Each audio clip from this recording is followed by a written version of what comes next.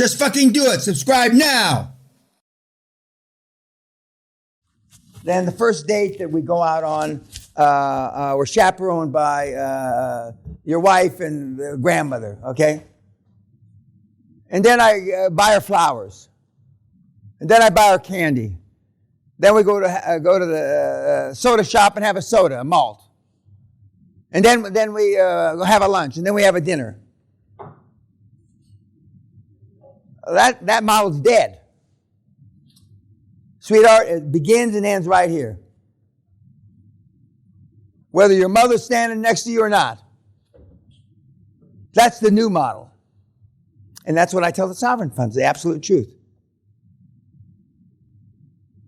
And that's why, And as my grandmother on her dying bed said to me in Spanish, my Spanish isn't good enough to say it anymore, Danielle, always say the truth. And if the truth doesn't hurt, it's not the truth. If the truth doesn't hurt, it's not the truth. And I remember that. You never heard the truth. Again, absence of evidence is not evidence of absence. Just because you've never seen it happen doesn't mean it's not fucking happening.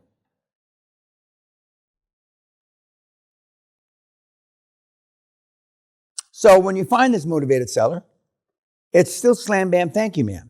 You're not there to romance him. You're not there to take him to lunch, buy him candies, all this bullshit. None of that. It's like the $500 hooker, if you can still get laid for $500, I don't know if you can anymore, that's standing there with a short skirt. Oh, so you want $600, I'll give you $575. Get in the fucking car. That's it. And most of you won't be able to do that in the beginning. But then out of desperation, when you're failing, and like Gerard said, this asshole that, is a fucking moron does a deal, and then you'll edge closer to my end. Or Simon, who said, I started, don't be mini-me, but I started to talk more like Dan. Shit, I think is the word he used. But for some of you, it's a far stretch. I mean, it's a pun intended, it's a quantum leap.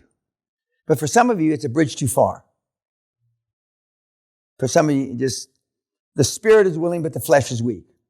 Does everybody understand that? You want to do it, but you can't. But for some of you that, can make the flip, and the more money you make, the more unlike your old self you are. Did that come out right? The more money you make, the more unlike your old self. And then pretty soon, you'll see a cousin someplace or at a funeral.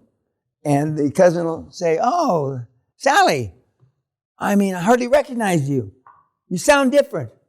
It normally starts with you look different and then you sound different. Remember, you only have 2 times to make a first impression. Looks, sound. And then you won't even get invited to funerals. Everybody gets invited to funerals. Not me. Then you know you've made it. You're at the apex of your deal when nobody asks you to the funeral. Years and years ago, I used to just go to funerals and weddings. I thought, they're drunked up. I can go in and go out, and pay my respects at the funeral, or, kiss the bride or the groom, whatever. And after a funeral, they all go back to somebody's house, right? And they drink coffee and sherry. You pig fuckers probably drink beer and shit, And the men congregate in one room, like the family room or the den, and they talking shit. And all the fat women are waddling around the kitchen making cookies and sandwiches, right? So I go in with my dad, and the first words out of my dad's mouth is, this is my son that lives in a castle. That's how he used to introduce me. This is my son. Didn't even say my fucking name. This is my son that lives in a castle. And I said, Dad, if you do that anymore, I'm not going to come to funerals anymore. Well, he couldn't help himself. Next motherfucking funeral, this is my son. Before he got the son out, I was gone, and I've never been back to a funeral since. Same thing happened at weddings. I used to like to go to weddings because it was a good place to get laid. People, sobbing, kissing, and, fuck, it was a good place for a young single guy to get laid. But same thing, when I walk into the room, this is my son. So I don't go to weddings anymore. My dad couldn't help it. I had a female doctor, mentee from San Antonio, Texas. She's originally from Peru or someplace. And she says her mother introduces her. This is my doctor daughter who has an Olympic swimming pool. That's how she introduces her. Because the parents, they probably worked their ass off to send her to medical school. I don't know that for a fact. But I can't imagine how they introduce you guys. For fuck's sake, God almighty. What the fuck do they say? This is my loser, pleaser. But if things like that bother you, then you came to the wrong program, the wrong seminar. This is not make you friendly with your family program. This is just not it.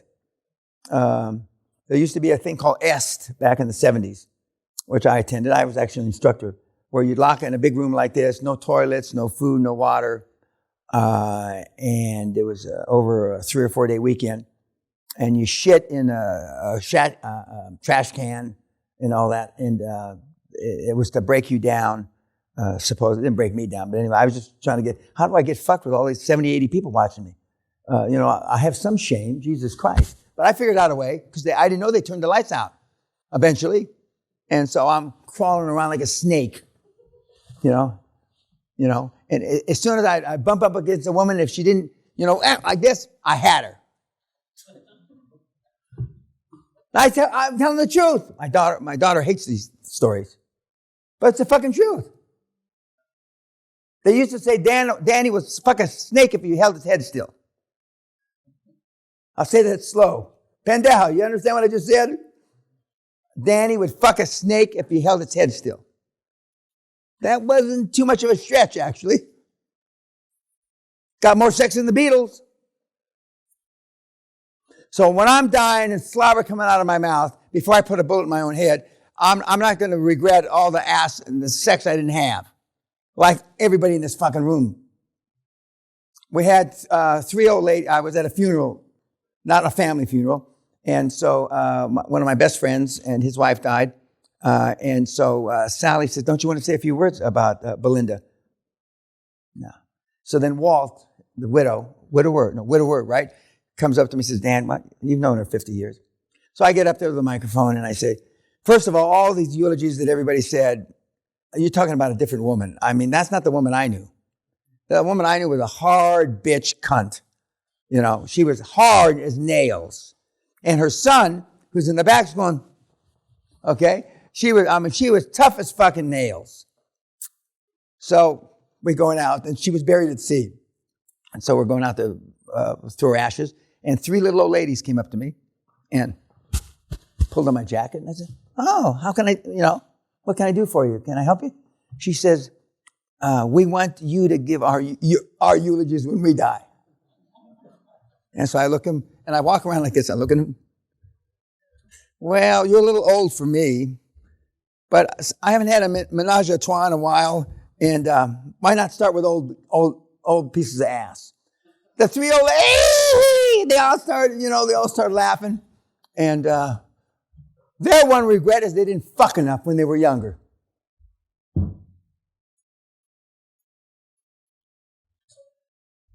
What do you think about when you're 85 or 90 and you're going to leave the picture pretty soon? That's what their regret was. I should have remarried. I shouldn't have waited 3 years after George died to remarry to fuck. I shouldn't have waited, and they had gone through 3 or 4 husbands each. But it gave me, inspiration that, and that was 7, 8 years ago. So they may have gone to their maker, and they certainly didn't call me, or nobody told me they'd call me. Okay.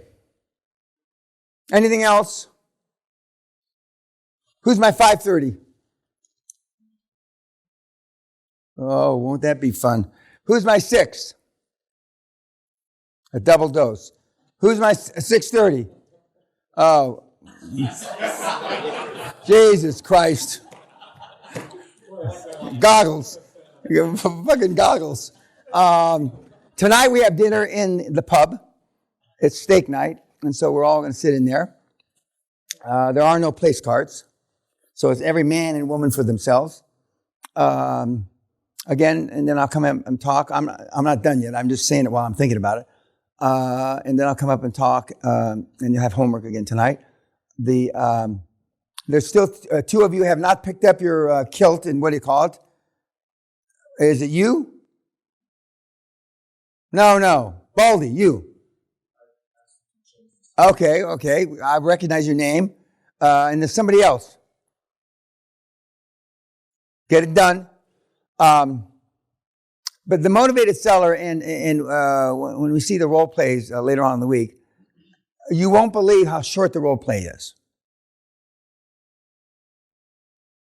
The longer you talk, after they say, have you considered selling your business? You shut up. You don't say a word. And that silence will be deafening. It will seem to you like, for any of you that have been involved in sales, the next person that speaks loses. Exactly. And so it may be 5 seconds, it may be 35 seconds, but it'll seem like 5 minutes or 10 minutes.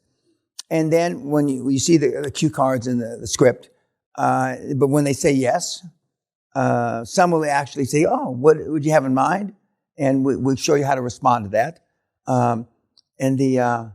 But until they say yes, or they say, I haven't really thought about it until you mention it, unless they say something that's reasonably positive, the conversation's over. It's not your job to convince them. If they're not in the right place in the right time of their life to do that, then it's not your job to convince them. Because it's a numbers game. Because you're going to have a funnel of prospective sellers. You're going to have a funnel for finance, and you're going to have a funnel for deals. And you want to keep those funnels pretty much full. And then you attack them one at a time. I know you asked, can you work on 1 or 2 or 3 deals at a time? One at a time. When they drop out, the motivated seller, it's one at a time. One at a time. And when you actually convince them, or not have to convince, they convince you. You want them to convince you that you should buy them. That's what I'm trying to say. Which is, that's the Rolls-Royce sales pitch. Okay? When Sally took me down to the Rolls-Royce factory in southern England, and we hand-picked, and it took for fucking ever, the leather and the initials, QLA, and the seats, and this, that, and the $1 trillion man, and the lining, and so, God damn, there's about 300 accessories, all of which cost money. You think a car that costs that much goddamn money, they throw everything in. No, they don't do that. And, oh, you want your refrigerator? You want it to cool. I said, what do you mean? No, I just want the fucking tin thing there to keep everything hot. What do you mean I want it to cool? Well, that costs extra. Otherwise, it's just a fucking box. And there's 2 cooling systems. Anyway, so we went down there. You're encouraging them. And by the end of the thing, I did. I said, we'll just take everything. Whatever the fucking extra. I don't give a fuck what it is. Because I'm going to go in. They have a little bar there. They serve you alcohol, little canapes. Sally, you deal with everything. We'll take everything. And we got fucked big time. They gave us everything right up my rectum, And then Corona happened, and so the car wasn't ready, but you walked the floor of the factory. And when we had Sally had a Bentley made for me a few months before that. We walked the floor of the factory, but you want them to convince you. And right now, because interest rates are higher, significantly higher, you've got the perfect alibi, if that's the right word, to say, well, I can't do that. Now, this is if the seller financing has fallen on its ass. I'm sorry, Mr. Jones or ma'am or whatever. There's no way I can get that past the bank. Now, you've heard Simon say, when he came back to that company he wanted to buy so desperately, he said, well, I convinced the board. So you can now use the board as the excuse why you changed your mind or why you can't do things. And they will relate to that. They will relate to that. Now, some of the little old couples won't relate to that. And but you've got a lot of tools to use to have the motivated seller do a deal for you. Do a deal with you, I should say, not for you. And once you figure out your own nomenclature to add to the nomenclature you're going to get, and then you just use the same, in my judgment, you use the same over and over again because you're just going to use the words that work. Just the words that work. And as Gerard said, I don't want to say it's easy, but it's easy. It's easy. And again, that pet roll-up is a great roll-up. But there's a lot of great roll-ups still available, although I like healthcare because it's the easiest. And in candor, it's been the vertical I've had the most success with. It's like here and everything else is down here. We've rolled up mines and we've rolled up a lot of stuff. Aerospace, but I mean, this is the fucking easiest because you can't talk to a banker that doesn't understand that there's a shortage in healthcare. They all understand that. And they all pretty much understand that it's been growing like this forever. And right now it's over 20% per annum across the board. From tattoos to, veterinary hospitals to dental clinics to chiropractic. So it's part of the information that is worldwide that almost everybody understands. And so I've always thought and learned the hard way, it's easier to sell somebody something that they understand than having to reinvent the wheel. And that's what healthcare is. Although, and now arguably, even though I think it's funny when Gerard says we're part of healthcare, which he is, veterinary hospital part is, but dog grooming, I don't know how that's fucking healthcare. But if he says it's healthcare in New Jersey and Long Island and Manhattan, well then goddamn it is. So he's reinvented his own industry, and he's at the forefront.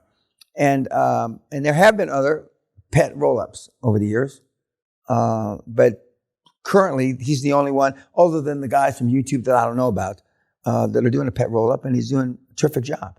Terrific job. Any questions? Yes, ma'am. So can you talk more about embarrassing offers? Embarrassing offer? Okay. Where in India are you from? Mumbai. Mumbai, okay. You come from poor Mumbai? Medium class Mumbai? Okay. Let's just say, I'm using just numbers that don't relate to you because you won't get rupees. But let's just say your house is worth $100,000 in rupees. Okay?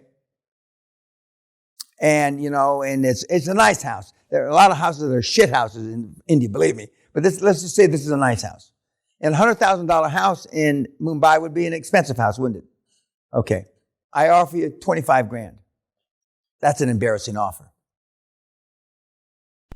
And so, typically these sellers do not find out what the valuation of their company is? Typically these sellers don't find out which language? The valuation. Oh, well, no, they're in their mind, you all have a valuation. In the house you live in, or the flat you live in, or the car you drive, you have an idea what you think it's worth. Right? But that means nothing. I mean, today's world, interest rates, the war, Corona, everything's gone down in value. Just as the stock market is a leading indicator from what's going to happen in the next 12 to 24 months. The stock market, in that one slide that I was giggling about, shows that a lot of these stocks are down 20, 30, 40, 50%. Because that's what the market is telling us, that those industries are going to go down. And crypto has not been the savior that everybody thought it was going to be. So the valuation, they should have sold before Corona. They should have sold before the war. They should have sold before when Dan was yelling the lowest interest rates in 5,000 fucking years. But they didn't, as they say in Scotland, did they? So now they're having to pay the price to action for no action. They took no action and they're going to have to suffer. Now, I don't go through all this explanation like I just did for you. Some of you will. Well, actually, Mr. and Mrs. Jones, God, interest rates have doubled in the last 6 months. Corona, blah, blah, the war, crazy Putin could drop. This. Now you won't say this business is worth dog shit now. You won't say that, but you'll say some kind of nice words. I'm telling you, the dog shit works better than the nice words.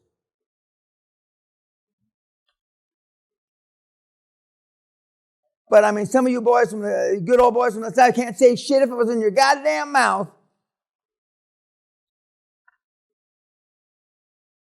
And when I'm in that part of the world, I play up. I'm just a Southern boy, which I am. Yes, I am. I'm a Southern boy that got away. And when you say that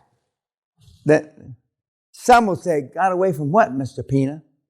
Got away from boys like you, just like you, old timer. Then you got them.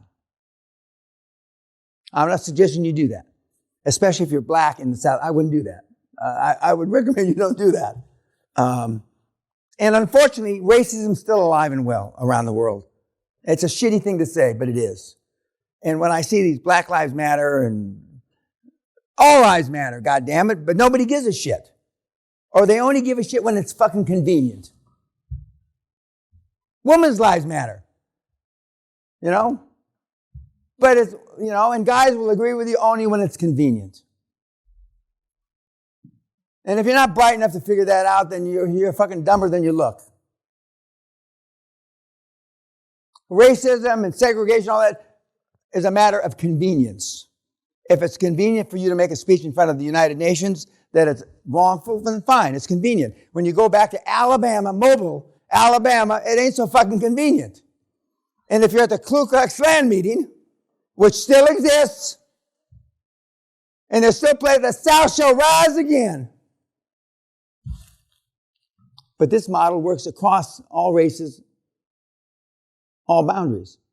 Because at the end of the day, these poor bastards don't want to be stuck with their fucking business. They work 25, 30 years to build up, and it just falls to shit when they're dead. And you're doing them a favor. Because you're their exit. And we'll talk more about that the rest of the week. You're their fucking exit. And in a lot of cases, I would say, I'm not suggesting you say this.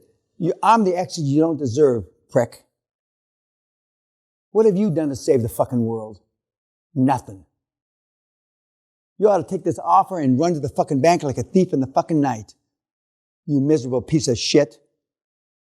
You won't do that. And I'm not recommending you do that. But may God strike me dead with a lightning bolt right now if that's not how I sell. So how do I get away with it? That's the real question.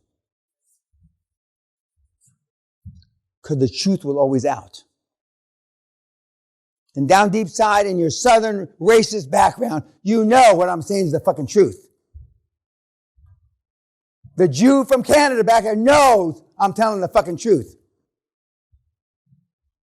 You may not like hearing it the way I said, but you can't argue with me that it's not true. And that's why I've gotten away with it for all these decades. I just want you to move a little closer to me. Just a little teeny bit. And you'll be super rich. Sensitivity equals fucking poverty. And the girl that sat right there, I would kiss her on the big lips for giving her mother a fucking heart attack. I wrote her, you should wear that with a pride, like a banner of pride. And now her mother's changed her whole attitude towards her daughter. What a surprise. Now she treats her daughter like a human being, not an extension of her umbilical cord that she got cut loose from. You start treating your parents like they had a pair of balls, your whole relationship will change. Your whole relationship will change. Just imagine, for a moment, daydream, if you had no limits to your abilities. On that happy note, good night, YouTube. Go fuck yourself.